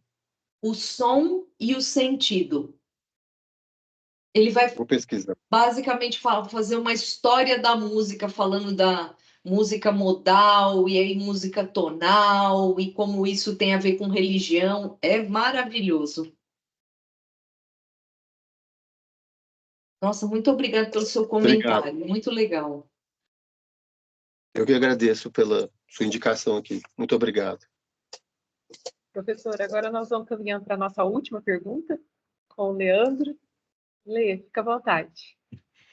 Professora, muito obrigado pela conversa. É uma alegria muito grande. Eu queria mais deixar registrado. Eu acho que eu nunca cheguei a falar isso com você.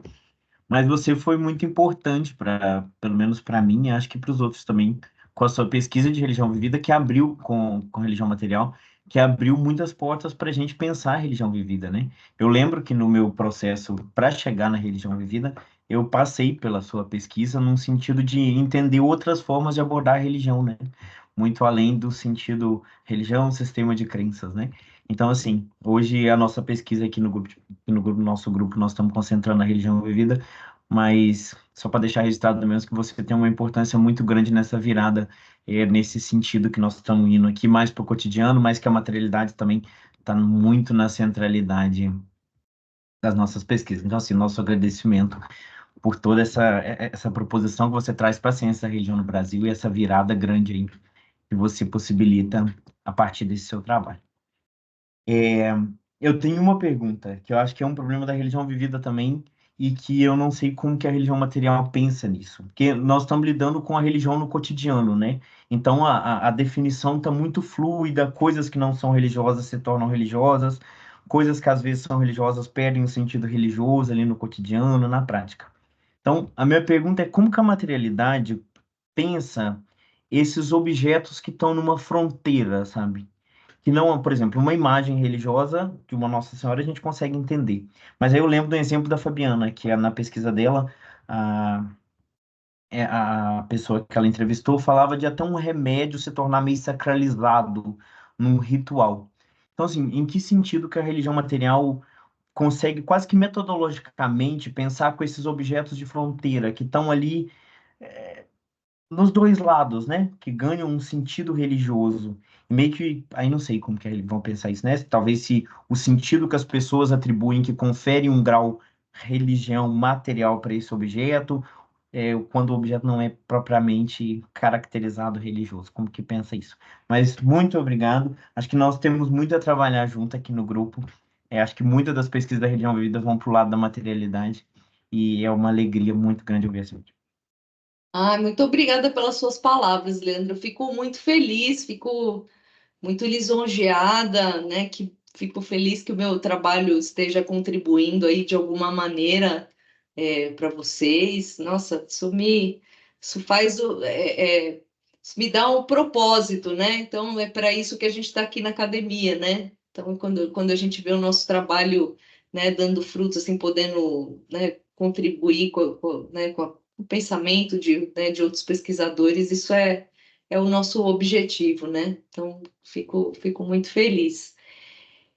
Eu acredito que esses objetos, né, que você chama de fronteira, eu acho que essa talvez seja uma das partes mais interessantes da religião material, né? Porque exatamente porque a religião material tem uma consideração muito grande pela perspectiva êmica, né, no sentido de criar categorias e tal, então ela te dá esse espaço para chamar esse objeto de religioso, porque agora, né, você não precisa, você se libertou da instituição, né, do que é do oficial, né, da doutrina. Então, né, essa pílula realmente pode ser, né, visto como religioso. Então, assim, a partir do momento que a pessoa, né, acredita, ela põe um valor, né, imaterial nesse caso, né, ela, né, aquilo se torna sagrado para ela, né? Então, eu acho que é exatamente na religião material que se consegue fazer isso, porque a gente está, né, ela tem essa proposição de tirar a gente das categorias tradicionais e que normalmente fazem com que a gente fique entortando os nossos objetos de pesquisa, né, nesse caso, para caber na categoria. Então, agora você... eu gosto dessa liberdade, né? De você... A partir do momento em que você explica isso na tese, né? Então, olha, estou, né, considerando, né, esse objeto, assim... Tudo pode ser dito e pode ser explicado, desde que, né, não é essa escrita acadêmica, né? A lógica para que o leitor entenda qual foi o raciocínio, né? Então eu estou, né? Olha, eu vi essa ideia, né? Isso aqui explica, olha, e aí eu tenho esse exemplo, né? E que para essa pessoa isso tem esse valor e tal. Então, né? Você está no doutorado, né, Leandro? É isso? Então, eu acho que principalmente no doutorado, o pesquisador tem mais essa liberdade, e até de criar certas definições, às vezes é necessário. Dependendo do tipo de pesquisa, você vai ter que criar algumas definições. Você não vai achar isso pronto.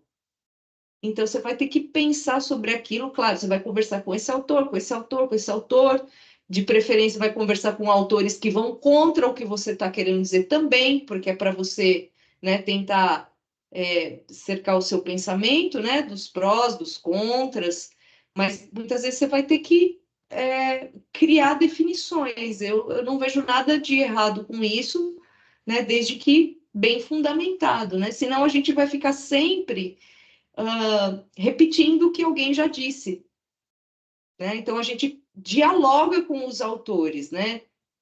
Não é no processo de ficar repetindo, senão a gente não avança o conhecimento, né? Senão a gente fica só, então eu junto esse autor com esse e fico repetindo, né? Não é nós somos muito privilegiados, né? A gente está aqui no topo né, da academia, né? Então, que bom que a gente conseguiu chegar aqui. Então, que a gente tire o máximo possível, né, dessa experiência, que a gente aprenda a pensar criticamente, a criar conceitos, em vez de ficar repetindo, né? Então, pense como é que você pode criar esses conceitos que você precisa, né? Usando um pouquinho da religião material, um pouquinho da religião vivida, mas o que você quer dizer exatamente? E a Fabiana, a mesma coisa, né? Já que está trabalhando com essa questão. Eu acho que é isso. Não sei se respondi, se ajudei, se piorou. Não, ajudou muito. Obrigado. Eu que agradeço. Ajudou. Nossa, eu agradeço muito, fico muito feliz, gente, que vocês estejam aí apreciando o trabalho, que estejam contribuindo para as pesquisas de vocês. E desejo aí ótimos trabalhos, que vocês sejam muito felizes nas suas pesquisas. Obrigada, e muito obrigada, professor Flávio, aí pelo convite. Obrigada, Fabiana, super atenciosa sempre. A gente que agradece, professora. É o que a senhora fala, isso que a senhora fala, se ajudou, né? Perceber que isso era sagrado para ela é o fato também da gente ter a sensibilidade na hora de pesquisar e de colocar que aquilo é essencial, né? Para ela, né? Para aquela pessoa que a gente está naquele momento que está participando da pesquisa da gente, né? Olhar para ela na necessidade do sagrado dela, né? Sim. Professora, a gente agradece imensamente a sua participação. Foi uma honra e foi um bate-papo muito legal. Se a senhora quiser falar mais alguma coisa, a senhora fique à vontade, mas a gente só agradece por esse momento tão, tão bacana, tão profundo. Obrigada mesmo, viu? Eu agradeço muito as perguntas, para mim foi muito bom poder responder essas perguntas. As perguntas foram ótimas, eu adorei. Obrigada, gente, obrigada pela oportunidade de compartilhar aí as minhas reflexões com vocês. Flávio? Valeu. Não, e só também agradecer muito a Patrícia ter vindo aqui conversar com a gente. Eu acho que você viu aí como é que você está sendo recebida, como é que você está sendo lida, né? Acolhida aqui no nosso grupo. E então, eu quero reforçar aí os pedidos as manifestações de agradecimento. E a gente segue conversando. Tá bom, seguimos. Muito Sim. obrigada, gente. Um abraço grande. Um abraço para todos e todas. Tchau, tchau. Tchau, tchau. Tchau.